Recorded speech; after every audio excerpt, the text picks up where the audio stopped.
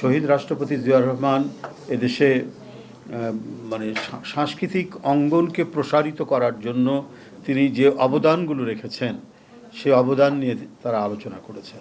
তিনি কিন্তু একজন মানে সত্যিকার অর্থে দেশপ্রেমিক জাতীয়তাবাদী নেতা, এ ব্যাপারে কোনো সংশয় নাই।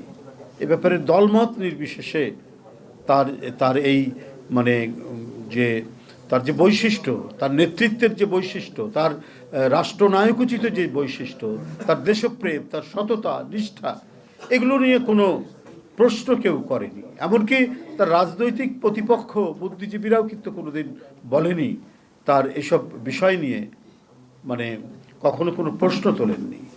এটাই মানে একজন রাষ্ট্রনায়কের সারা জীবনের কর্মতৎপরতার মধ্যে দিয়ে তার যে অর্জন, সেই অর্জনটুকু শহীদ রাষ্ট্রপতি জিয়াউর রহমান করেছিলেন এবং স্বীকৃতিও পেয়েছিলেন এদেশের মানুষের কাছ থেকে। আজও সেই স্বীকৃতিটি পাচ্ছে। আজকে যেখানেই ত্রুটি, আজকে যেখানেই বিচ্যুতি, আজকে এবং রাষ্ট্র পরিচালনার ক্ষেত্রে কি কি করণীয়, এর অনেক শিক্ষণীয় দৃষ্টান্ত তিনি দিয়ে গিয়েছিলেন। কি করে একটা সফল রাষ্ট্রনায়ক গড়ে উঠতে পারে। আজকে তার সুযোগ্য পুত্র, জ্যেষ্ঠ পুত্র, গণপ্রজাতন্ত্রী বাংলাদেশ সরকারের প্রধানমন্ত্রী, তিনি কিন্তু তার পিতার পদাঙ্ক অনুসরণ করেই কাজ করছেন এবং আল্লাহর রহমে এখন পর্যন্ত তার যে কর্মতৎপরতা, তার যে গতিশীলতা নেতৃত্বে, এটা আজকে জনগণের কাছে ক্রমান্বয়ে প্রতিষ্ঠিত হচ্ছে। আপনারা দেখেছেন যে তার বাবা খাল কেটে খাদ্য উৎপাদন দ্বিগুণ করেছিল এবং দেশকে দুর্ভিক্ষের করাল গ্রাস থেকে মুক্ত করে বরং যে উৎপাদিত খাদ্যের যে বাড়তি অংশ তিনি বিদেশে রপ্তানি করেছিলেন। এই গৌরব তো জিয়াউর রহমানের। তার জ্যেষ্ঠ পুত্র এখন সেই দায়িত্ব পালন করছেন। আবারও নতুন করে খাল কাটা শুরু করেছেন।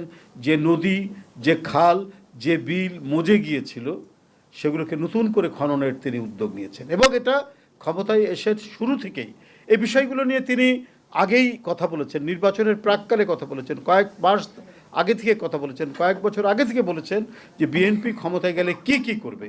তার যে ভিশন এবং তার যে পরিকল্পনা, এই পরিকল্পনা তিনি তুলে ধরেছিলেন এবং শুরু থেকে তিনি সেগুলো বাস্তবায়ন করেছেন। কারণ তার পিতার সাফল্য তিনি দেখেছেন, সেই সাফল্য অনুসরণ করে তিনি কাজ শুরু করেছেন। এবং অপপ্রচার দিয়ে মিথ্যা কথা বলে যে কোনো লাভ হয় না।